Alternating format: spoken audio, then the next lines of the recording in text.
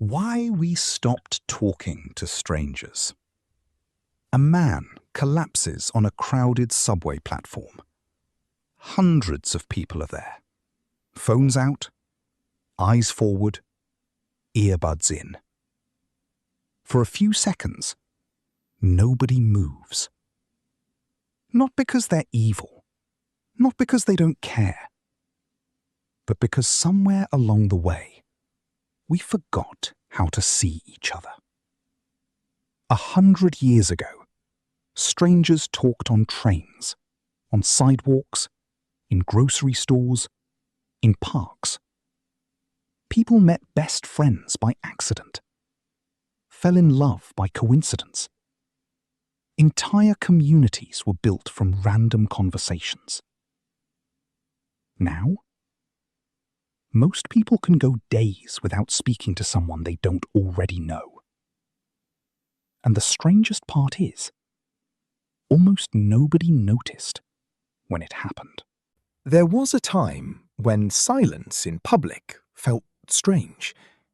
Now, silence feels normal. Walk into any elevator today and watch what happens. Eyes drop instantly. Phones come out like shields.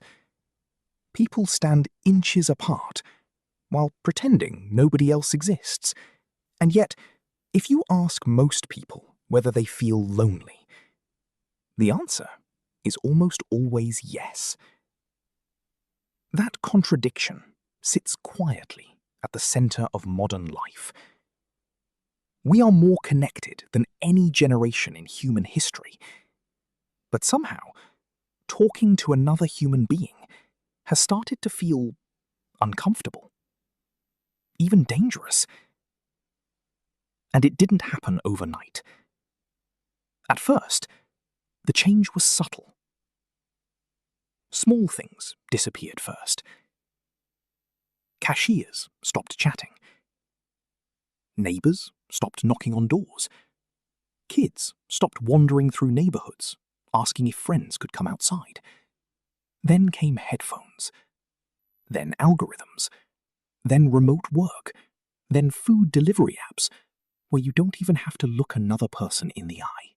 Every year, human interaction became slightly more optional, slightly more avoidable, until eventually millions of people built entire lives where strangers simply disappeared. But here's what makes this story unsettling. Humans were never designed for that. For most of history, strangers weren't interruptions. They were survival. Imagine a small village hundreds of years ago. You wake up, walk outside, and immediately interact with people. Farmers, merchants, travelers, children running through crowded streets. Human life was built on constant accidental connection. You didn't schedule social interaction. It just happened. Naturally, repeatedly, every day. And those tiny moments mattered more than we realize. A conversation with a stranger at a market could lead to opportunity, friendship, marriage, protection, information, work. Even emotionally, strangers gave people something modern life quietly removes: a sense of belonging to a living world. Now, compare that to today. You can wake up, work from home, order food through an app, stream entertainment all night, and go to sleep without a single unpredictable human interaction. Convenient? Absolutely. But the human brain pays a price for convenience no one talks about. Because isolation doesn't always feel like isolation at first. Sometimes it feels like peace. Until one day, it doesn't. And this is where things take a darker turn. Researchers have found that loneliness affects the body in ways disturbingly similar to physical danger. Stress levels rise, anxiety increases, sleep worsens. Even basic social interaction starts feeling harder over time. The less we talk to strangers, the more unnatural it feels to do it, which creates a cycle, a dangerous one. People avoid interaction because they feel anxious, but avoiding interaction increases the anxiety. So they isolate even more. And eventually, something strange happens. Other people stop feeling human. Not literally, but psychologically.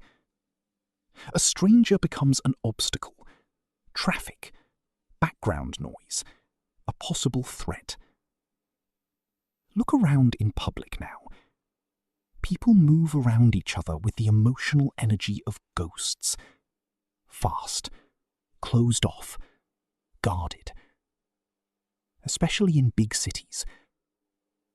And honestly, some of that fear is understandable. The modern world trained people to be cautious. News cycles bombard us with danger. Social media amplifies outrage. Parents teach children not to trust strangers. Every unknown person becomes a potential risk before they become a person. But fear alone doesn't explain everything, because deep down, most people still crave connection desperately. You can see it everywhere. Why do people overshare with Uber drivers? Why do strangers confess personal things online at 2 a.m? Why do millions watch long podcasts where people simply talk? Because beneath the anxiety, humans are starving for unscripted connection. Not curated profiles, not filtered selfies, not content. Real interaction. Even tiny moments. A random compliment. A short conversation in line at a coffee shop. A laugh with someone you'll never meet again. Those moments used to happen constantly. Now, they feel almost revolutionary. And younger generations are feeling this shift especially hard. Many people growing up today have spent more time communicating through screens than face-to-face conversation. Think about that for a second. An entire generation learning social interaction through edited text bubbles and disappearing messages. No awkward pauses. No reading body language.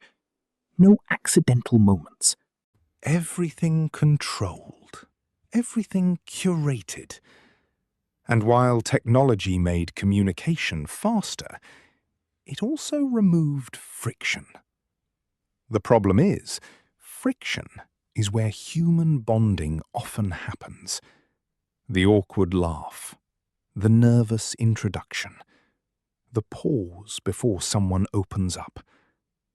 Those moments are uncomfortable, but they're also deeply human. Without them, relationships can start feeling strangely empty.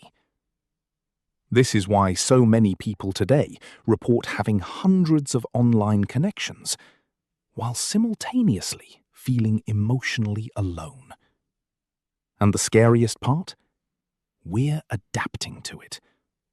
Humans can normalize almost anything, even loneliness, especially loneliness. People joke about never leaving the house anymore, about avoiding phone calls, about feeling exhausted by basic interaction. But beneath the humor is something more serious. A quiet social collapse happening in slow motion. Not dramatic enough to make headlines, but powerful enough to reshape society. Because when strangers stop talking, trust erodes. Communities weaken. Empathy shrinks. And people begin retreating into smaller and smaller worlds. That's part of why public anger feels hotter now, why patience feels thinner, why everyone seems slightly more disconnected from everyone else. It's difficult to care about people you never meaningfully interact with. And this is where the story becomes personal. Think about the last meaningful interaction you had with a stranger. Not transactional, not ordering food, not replying to a work email. An actual human moment. For a lot of people, it takes surprisingly long to remember one.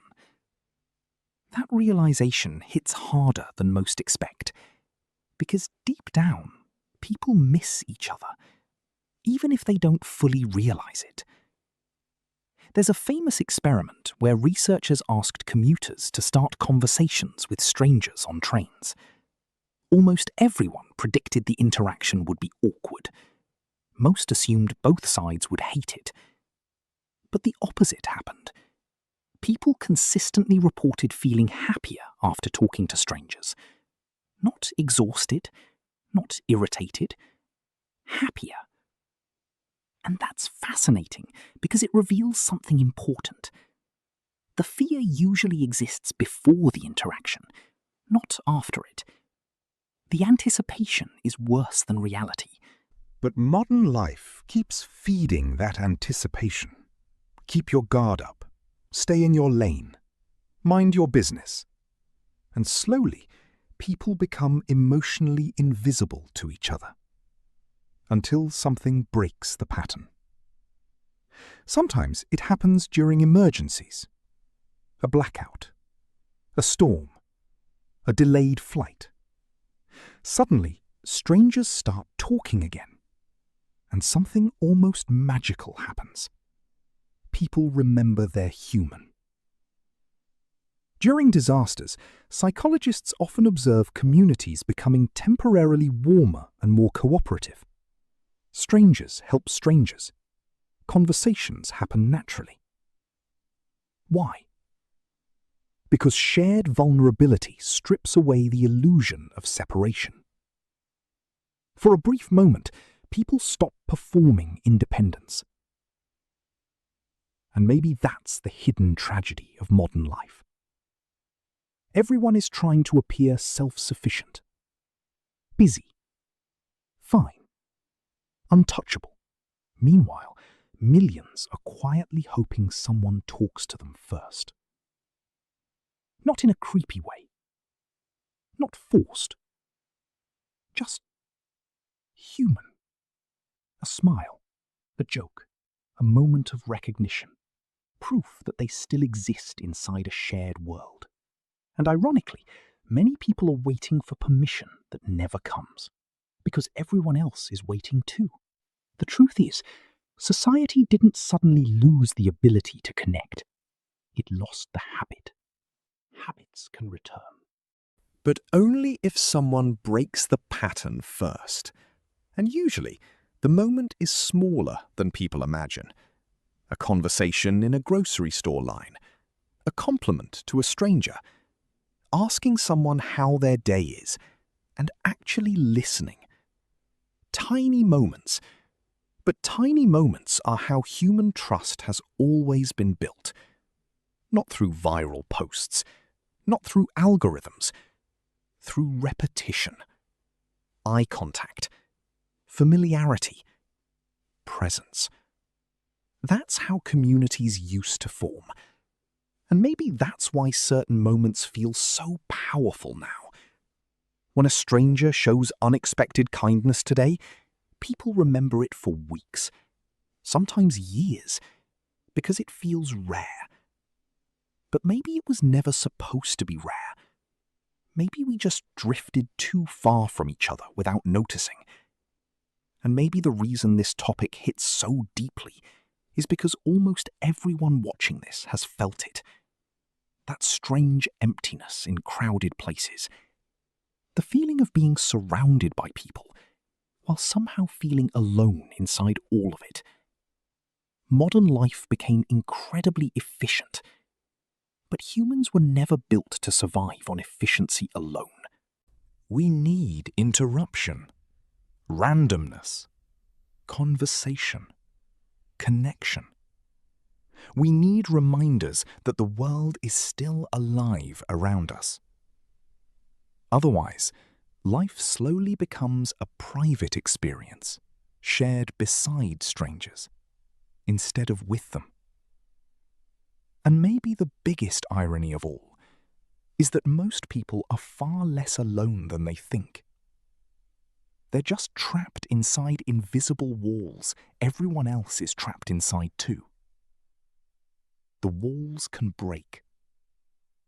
Sometimes all it takes is one person willing to say something first. One moment of courage. One tiny interaction. One stranger becoming real again. Because the truth is, nobody stopped needing each other. We just stopped talking long enough to remember it.